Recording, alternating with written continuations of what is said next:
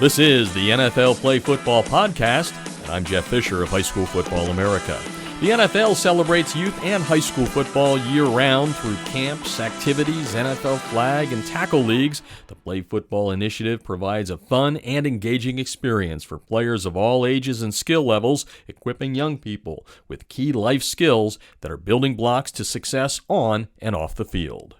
Being joined this afternoon by the head coach at Trinity Christian Academy in Jacksonville, Florida, the Week 5 Jacksonville Jaguars Coach of the Week, and he's been around the Jacksonville parts of TCA for a long time, over 30 years. I think it's 32. Verlon Dorminey is the Coach of the Week, and a guy that's won 9 titles with the Conquerors there. He's done a lot of great things through his career. Number 88 currently in the High School Football America 300, powered by NFL Play Football.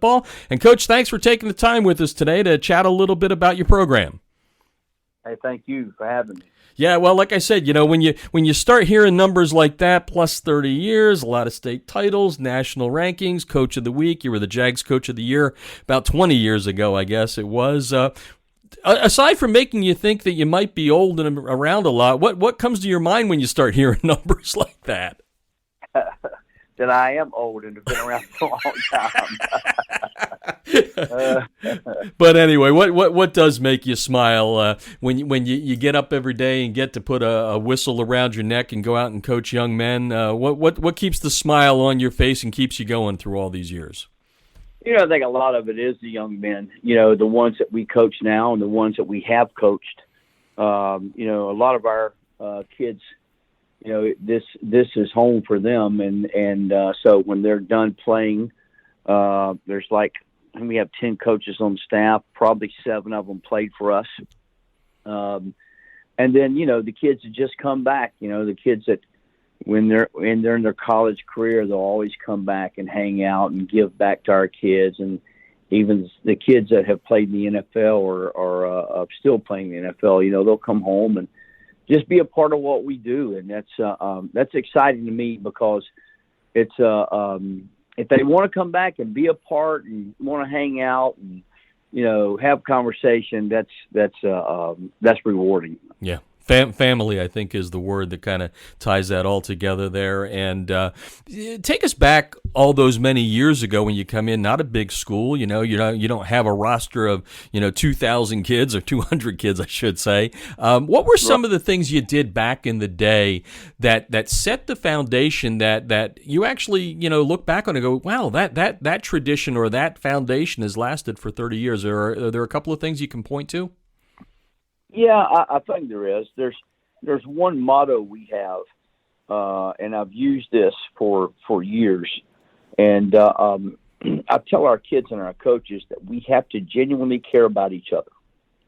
And if you can get that established, then you're going to have your team going in the right direction. You're going to have your coaching staff going in the right direction. But when there's the device, when you're divided and you're not all on the same page and you don't all genuinely care about each other, then that throws a wrench into things because now you're trying to coach, kids are divided, coaches are divided, and it just doesn't work well. Yeah, no doubt about that. And you mentioned that you have some kids coming back into the pro, some that are coached, coaching you that you coached or coaching with you Correct. That you coached and all that. What are some of the things you look at when putting a guy, putting a whistle around a guy's neck? I mean, is it an X and O thing? Is it, he gets along with the kids okay? He has the whole package. What do you look for in an assistant coach? A lot of times guys want to come coach, but they just want to be a part of a staff. They want to put the headset on and be seen on Friday nights. Mm-hmm. So one of my questions I ask early on when guys ask me, "Hey, coach, looking to be on your staff?" I said, "Well, let me ask you this." I said, "I might not have anything on my varsity staff, but I have a position on my middle school staff." Real quick, you'll find out where their intentions are. Mm-hmm. Because if they don't want to be on your middle school staff, why do you need them on your varsity staff?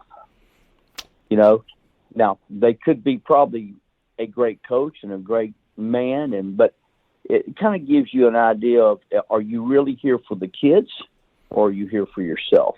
Mm-hmm. And to me, that's really, really important, because I really want our coaches to be a part of our kids' lives, and not just have meaning in football, but have meaning outside of football, because football don't last long. Guys on our staff, that the offensive coordinator, Gus Scott, played for us, and he played at Florida. He played in the NFL 3 or 4 years and tore both ACLs. And football's over.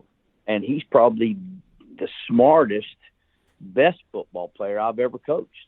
But it just don't last long. So, but for him to be able to come back and be a part of our program, and the other kids be a part of our program and coach, it just says a lot that, we're not just investing in football and winning football games. We're trying to invest in these young men's lives to be something other than just football players when they leave here.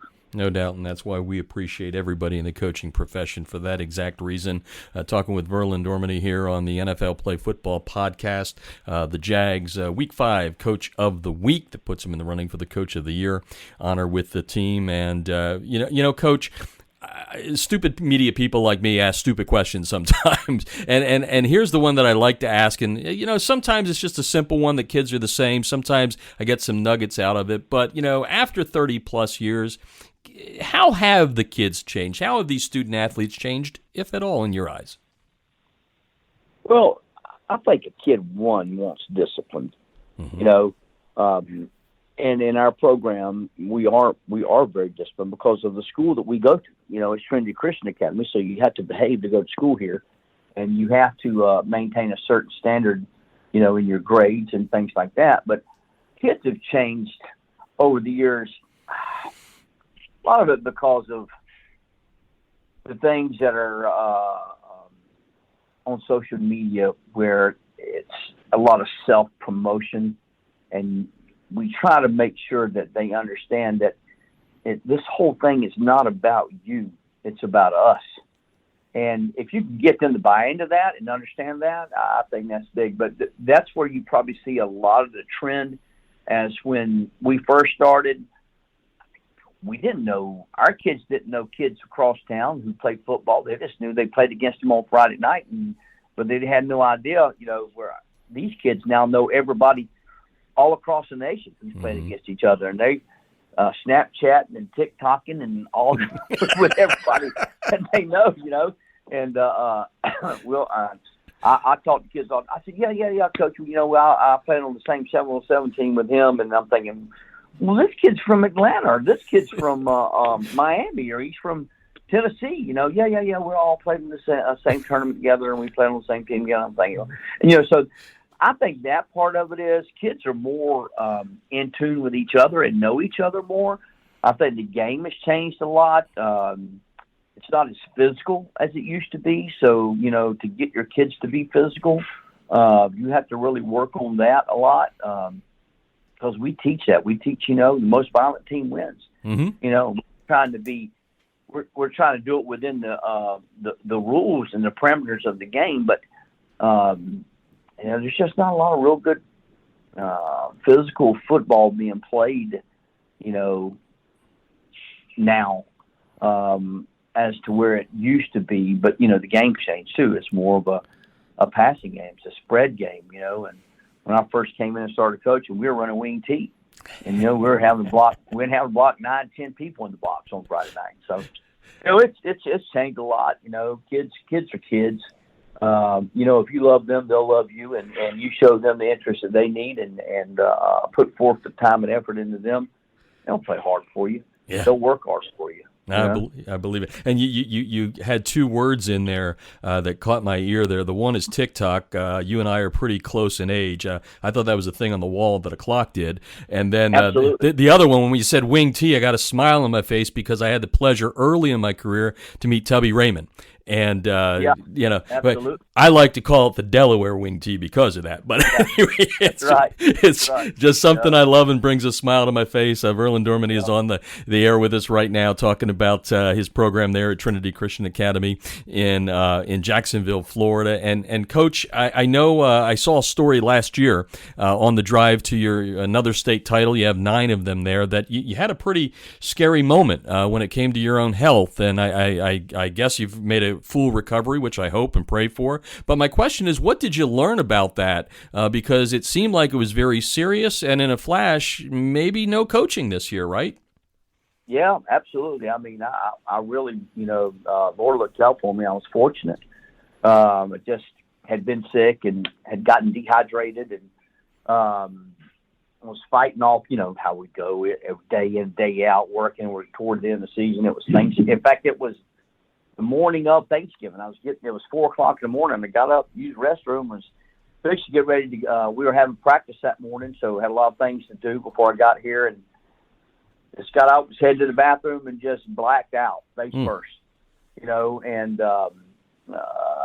I'm very fortunate, very, very fortunate, broke something in my neck. The doctor told me that, it's lucky it was on the front side of it, not the back side, because the back side, you could have been a paraplegic or quadriplegic, and then probably maybe you could have lost my life. But, things like that kind of set you back, because that's the first game I'd ever missed in 32 years, or 31 years back then, of coaching. And you're laying in the hospital bed because that happened on Thursday morning. We played on Friday night, and I'm listening to it on the radio, and I'm thinking, man, I miss this. You miss being on that sideline, and you miss that part of it. But it'll kind of reorient you and put you in the right direction and make sure you got all your stuff in line, because that was a jolt. That was eye-opening. I can feel that. I had a stroke 8 years ago, and good Lord slapped me upside the head, and I'm still here today doing what I do. So we're talking to Verlon Dorminey, wrapping things up here. Trinity Christian Academy in Jacksonville, the Jags Week 5 Coach of the Week. Because we are NFL based on the NFL website at playfootball.nfl.com, Coach, you mentioned you have quite a few kids. I think you're close to about a dozen kids that have played in the league at one point or another, or are still playing and all that. And I was just curious, what kind of smile comes to your face, thoughts goes through your head when you see some of those kids playing on Sunday?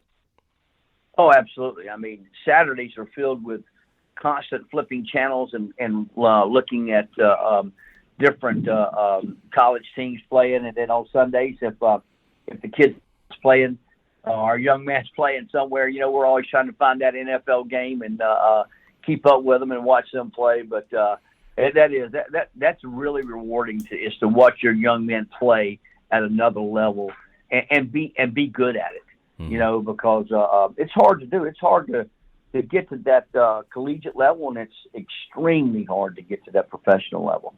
No doubt about it. The numbers are against you, and if you get it there, you enjoy the ride, that's for sure. And, Coach, we're going to wrap up with the question. Like I said, you won the Week 5 Coach of the Week award for the Jags. You've been honored in the past by them. I just wonder what it means to you to know that the NFL, well, the Jags specifically, and the NFL in general, they're reaching down into the roots of the game at the high school level to support it. It's huge, and they've really done a good job these past couple of years with they do a 7-on-7 or 11-on-11 thing in the summer that our kids get involved in, and just for them to have us at ball games and have tickets for the exhibition games and things like that. It's big for our kids. It's a chance for them to see it at another level and understand what all it takes to make it there. And it's good for us. It's good for our staff to be able to, listen to their coaching staff talk and give clinics and things like that. But it's big, and we do appreciate it. Coach, well, we appreciate you, too, for taking all the time out of your schedule to give to a second family, in effect, your student-athletes there, and continued success. Guess you another state title. What are you going to do? That would fill your hands up with rings, right? 10 of them? Yeah, but that's a long way away, and there's a lot of good football to be played before you can try to get there, because there's some good football teams in Florida, I can promise you. No doubt about that. Okay, Coach. Well, thanks for taking the time, and best of luck the rest of the way. Hey, thank you. Thank you for having me. That's the NFL Play Football Podcast. Coaches, don't forget to check out playfootball.nfl.com for some great resources to help you improve in the coaching profession. I'm Jeff Fisher of High School Football America, and you've been listening to the NFL Play Football Podcast.